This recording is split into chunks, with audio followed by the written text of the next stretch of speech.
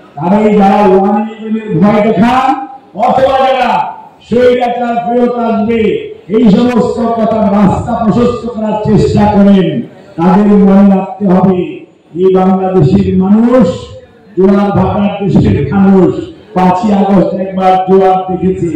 আবার নতুন করে ঘুমন্ত মানুষগুলোকে, এই শান্তিপ্রিয় মানুষগুলোকে হয়তো বিড়ম্বনায় ফেলবেন না, তাহলে মনে রাখবেন ওই জোয়ারে আপনারা যারা ষড়যন্ত্রকারী সবাই ভেসে যাবেন। আমরা বলবো আসলে যারা সুশাসনের জন্য, জনগণের অধিকারের জন্য, গণতন্ত্র পুনরুদ্ধারের জন্য, স্বৈরাচারের বিতরণের জন্য, দুঃশাসনের বিতরণের জন্য আমরা একসাথে রাজপথে ছিলাম। আসুন আমরা সবাই, আলোচনা চলছে, এই আলোচনা চলা অবস্থায় রাজপথে না থেকে আলোচনার টেবিলে বসে সমস্যার সমাধান করুন। আলোচনার টেবিলে একমাত্র উত্তম জায়গা যেখানে সমস্যার সমাধান হবে।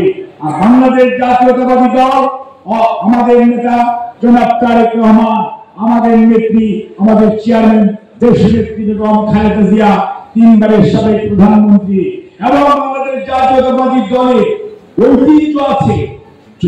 শত বাধা বিপত্তির মাঝেও জনগণের পাশে থেকেছে, জনগণের আশা আকাঙ্ক্ষাকে কিভাবে সম্মান করতে হয় এইটুকু যেটি যেই দল জানে সেটি হচ্ছে বাংলাদেশ জাতীয়তাবাদী দল।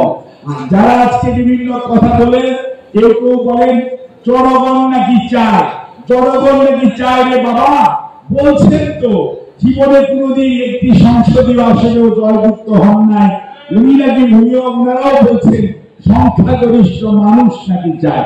আসেন আগামী নির্বাচনে আপনার বক্তব্য, আমাদের বক্তব্য, তারেক রহমান সাহেব দিয়েছেন 31 দফা, আপনার বক্তব্য আপনি দেন, চলেন জনগণের কাছে যাই।